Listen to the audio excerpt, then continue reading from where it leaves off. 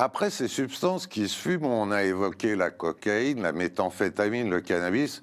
Vous dites, c'est pas possible, ils n'ont pas parlé du serial killer, du tabac fumé. On va le faire. On va le faire avec Wajdi Mételli. Merci d'avoir répondu à notre invitation, Wajdi. C'est, tu le sais, un plaisir de te recevoir. Psychiatre, Merci, addictologue, hôpital Fernand Vidal, Larry Boisière, des grandes équipes. Pas simplement en addictologie, avant même que ça soit nommé d'ailleurs addictologie, mais aussi, j'ai envie de dire, en médecine clinique des addictions. Donc merci mille fois, Wajdi, parce que je sais que tu as une overview sur le tabac fumé, sur le vapotage, sur les alternatives, qui va nous être très précieuse et qu'on va pouvoir partager avec tous les médecins généralistes, les pharmaciens, mais aussi tous les acteurs de santé et les principaux usagers. Alors, une première question, parce que on est quand même beaucoup dans cette idée de réduction des risques. Puis-je te demander comment tu pourrais donner une définition de la réduction des risques, parce que tout le monde en entend parler et parfois... Ouais. Alors déjà, merci beaucoup pour ce temps qui va me permettre de faire passer des messages clés, j'espère. Alors la réduction des risques, il faut juste le rappeler, hein, l'International Harm Reduction Association dit bien que l'objectif, c'est de limiter les risques et les dommages liés à l'utilisation de substances psychoactives pour des personnes qui ne veulent ou ne peuvent pas interrompre leur consommation. Je répète, qui ne veulent pas ou ne peuvent pas. Alors évidemment, dans le sujet de l'addiction, ne pas vouloir, c'est compliqué d'en parler parce que ne pas vouloir, l'addiction est une maladie de la volonté.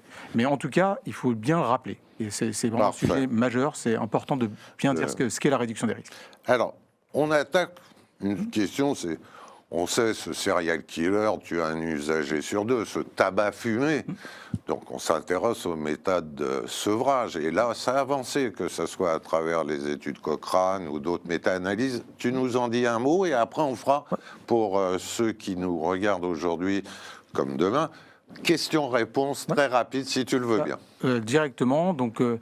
C'était en novembre 2025, publication Peter Hajek et collaborateurs, comme méta-analyse Cochrane, ils font tout un travail justement sur le sujet, disant bien, il n'y a pas de doute là-dessus, que l'usage de la cigarette électronique est associé à un risque réduit de rechute, certes avec une poursuite de l'utilisation, mais avec aucun effet indésirable grave, et ça c'est important de le souligner. Aucun effet indésirable grave. Il n'y en a pas. pas. Dans la littérature, les méta-analyses. Exactement, et c'est important de le dire, et sachant aussi que les effets indésirables étaient sensiblement similaires aux effets indésirables qu'on pouvait trouver avec les traitements de substitution nicotinique, c'est-à-dire les maux de tête, la toux, les nausées, etc. Mais à peu près, comme on pourrait les avoir avec des patchs quand on dose un peu trop mais et je rappelle, ce sont des effets transitoires qui vont s'estomper, mais comme pour les traitements de substitution nicotinique.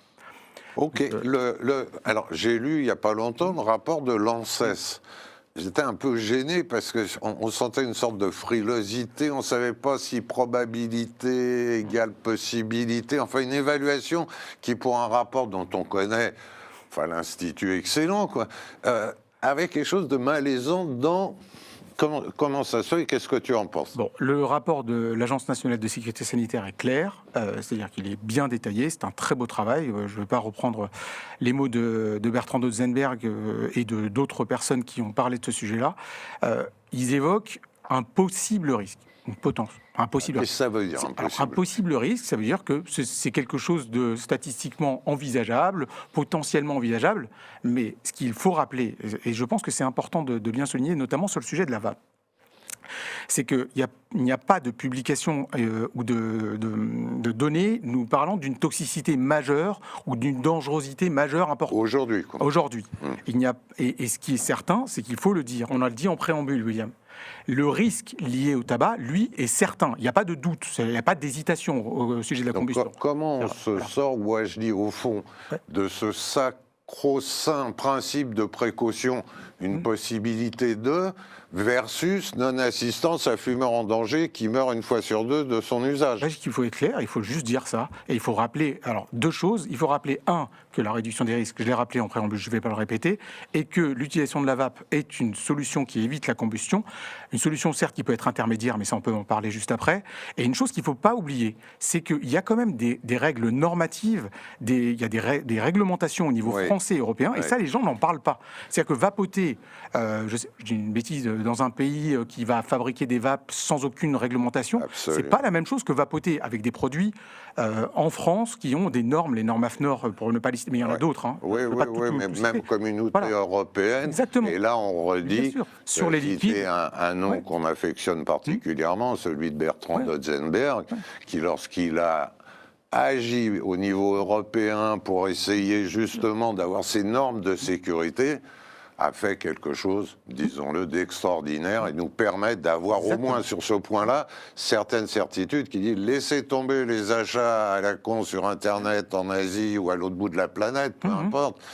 Regardez, communauté européenne. Et ça, il faut que tout le monde, les addictologues, mais qui le savent, les médecins généralistes, tout le monde puisse dire acheter des produits homologués, des produits français, pourquoi pas, après tout, parce qu'il y en a. Bien sûr, beaucoup. Mais en tout cas, là, à ce moment-là, ça, pour la réduction des risques. Alors sur la vape, moi je trouve qu'on est relativement tranquille pour se prononcer, mais on a vu arriver de différents horizons.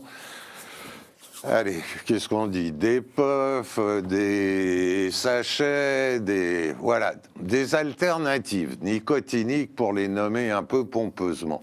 Est-ce que tu peux nous aider là-dessus et faire une overview? Parce que le tabac chauffé en France, je crois que l'IQOS, on a vu les limites et voilà, quoi, c'est même plus un sujet, tu m'as dit en off tout à l'heure, c'est plus un sujet, donc on va pas s'éterniser. Mais par contre, le snus, quid? Alors, il y a une grande hétérogénéité des produits du tabac sans combustion, il y en a beaucoup. On ne va pas parler des sujets d'Asie du Sud, d'Inde, du Gutka, de tous ces produits, le Bétel, etc., avec les cancers ORL et associés. Voilà. Je pense que ce n'est pas vraiment le sujet aujourd'hui. On parle vraiment de sujets français. Concernant le snus, donc c'est suédois. Donc c'est dans un contexte très particulier, culturel. Alors certes, ça pourrait permettre, en tant que réduction des risques, de faire la réduction du risque cardiovasculaire, réduction des risques cancer global, etc. Mais on n'en a pas besoin. On n'a pas besoin d'introduire le snus en France, même si l'industrie du tabac rêverait d'un... On a la vape en quelque sorte et les médicaments. On a des patchs, on a des gommes, on a des pastilles. Les médicaments classiques, il ne faut pas oublier. Exactement, et on n'a pas besoin d'avoir du snus, et ça n'apporte pas de plus-value, sachant que ça peut être utilisé par des sportifs en se scarifiant les gencives. Pour que la nicotine booste. Exactement. Par exemple, on prend l'exemple des pushs, Nicopush. Je veux quand même rappeler la publication de Jérôme Langrand du Centre antipoison de Fernand Vidal qui évoque ce sujet avec quand même des intoxications à la nicotine, parce que c'est comme des produits qui vont cibler en marketing les jeunes sur les réseaux sociaux. Ça délivre beaucoup de nicotine, c'est très addictif, et donc ils ont quand même des patients qui ont été pris en charge aux urgences hospitalières pour des intoxications. Exactement. Donc c'est pas dénué de risques ces produits-là. N'importe quoi. Exactement. Et dis-moi. Oui. Toi qui es aussi un vrai clinicien, je te connais et je t'en féliciterai jamais assez. Les conseils, on pourrait dire de follow-up, c'est autour du plaisir, c'est un mot sur les tabacodépendances qu'on a le droit de prononcer encore? Alors je pense que c'est ce que j'essaye de dire et de partager là où je travaille tout le temps. Je pense qu'il faudrait qu'on arrête de parler des risques et qu'on parle des bénéfices, du plaisir qu'il y a à se libérer de l'addiction, à se libérer du tabac, sur tous les niveaux, des bénéfices majeurs au niveau de l'autonomie, au niveau de l'argent, évidemment, au niveau... parce qu'on parle de pouvoir d'achat, donc... là, je pense que tout le monde a réalisé que bientôt le paquet sera à 20 €, voire à 25, et qu'un paquet par jour, ça fait un sacré budget. Un sacré budget. Mais même en taxant, etc., le coût du tabac en France est tellement élevé, avec les 150 milliards d'euros par an, que voilà, les seuls gagnants dans cette histoire sont les industriels du tabac et ceux qui vendent le tabac. Il n'y a pas de doute là-dessus. C'est pas les consommateurs. 150 milliards, 15 milliards peut-être, non? 150. 150 milliards, j'ai bien entendu. Mais ça. 150 milliards, c'est quel chiffre, ça? C'est le coût du tabac en France. Le coût, d'accord. Et les taxes, comme disent nos amis canadiens, taxes puritaines, à l'heure actuelle, c'est 16, 17, 18 milliards, 19 milliards à Bercy. Mais bon, on va passer vite pour évoquer quelque chose. On en a parlé là aussi avec Wajdi.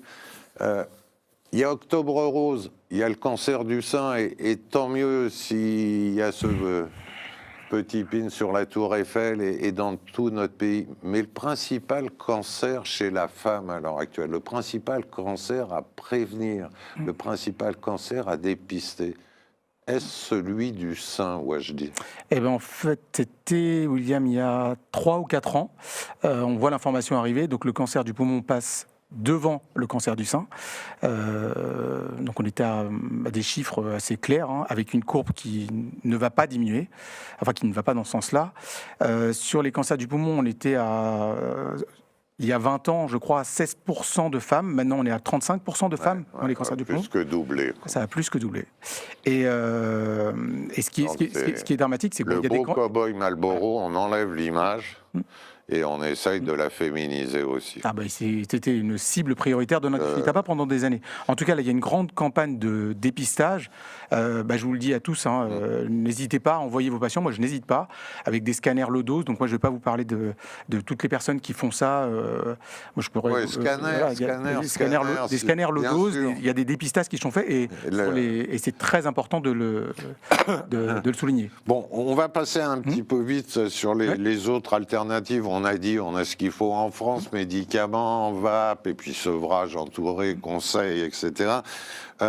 Moi, j'ai l'impression que sur le vapotage, tu vois, sur les discours, sur les jeunes, je vais te le dire comme ça, tu vas me dire si c'est recevable ou pas, qu'on est en train d'essayer de dire, et ce malgré Bertrand Dotzenberg et toi, que qui vapote un œuf va fumer un bœuf. Je ne sais pas si tu vois l'image un peu ridicule. Bien, oui. Mais qu'est-ce qu'on fait avec la jeunesse à l'heure actuelle qui vapote, qui veut vapoter? Alors pour l'instant, il faut être clair. Donc il y a une augmentation de la vape, c'est certain. De toute façon, ce produit existe. Mais il n'y a pas, si c'était une porte d'entrée, en tout cas, c'est ce qui se passerait, mais c'est pas ce qu'on voit. Il n'y a pas d'augmentation du tabagisme, il y avait une diminution du tabagisme chez les jeunes. Alors, pour l'instant, en fait, c'est des associations, des statistiques qu'on voit. En fait, il faut se méfier avec la causalité. C'est-à-dire de parler de causalité, de dire oui, il se passe ci parce qu'il se passe ça, il faut l'étudier de façon claire. Et je tiens juste à rappeler que la vape, c'est un outil de réduction des risques. Et il faut le rappeler, pour arrêter de fumer, pour permettre d'aller vers l'arrêt grâce en associant ça avec des substituts nicotiniques, avec la varénicline ou d'autres substances. Mais c'est pas la puff. La puff, c'est vraiment avec les arômes et avec la construction comme le Vodi pour l'alcool. C'est quelque chose qui va cibler spécifiquement les jeunes et les rentrer dans l'addiction. C'est ça l'objectif. Merci Wajdi. Vraiment beaucoup de questions te sont adressées. J'ai envie de dire aussi un rappel de Bernard, là, infirmier en pratique avancée. Varénicline et bupropion, puisqu'on parlait de médicaments, où en sommes-nous? En tout cas, pour ma part, je n'utilise pas le bupropion eu égard à son profil de tolérance. Donc je le dis, c'est très personnel, mais on utilise plutôt la varénicline maintenant qu'elle est de retour, avec des résultats certains. Donc c'est plutôt pas mal. Et une tolérance plutôt intéressante. Réévaluation quasiment parce qu'il y a deux périodes.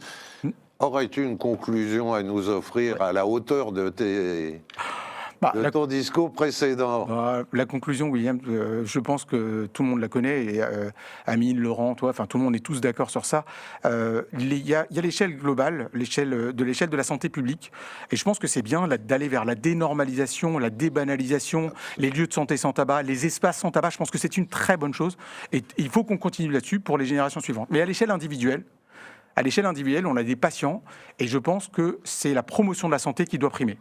Et parce que j'ai tellement lu sur le sujet et je me suis tellement intéressé à ce sujet, ne jamais oublier que l'industrie du tabac a une stratégie qu'elle a toujours eue, la fabrique du doute, la fabrique du mensonge, et qui va se prolonger et qui se prolonge.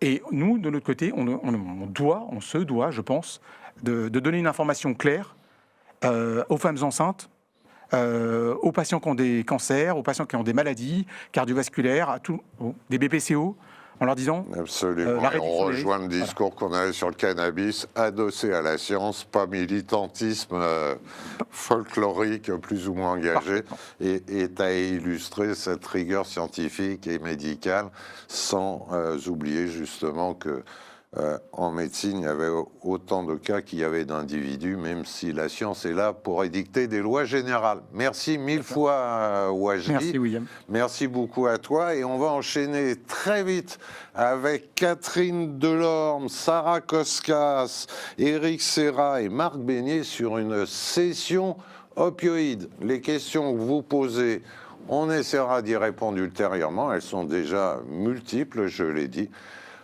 Session opioïde. Merci Wajdi. Salut William, bonne journée.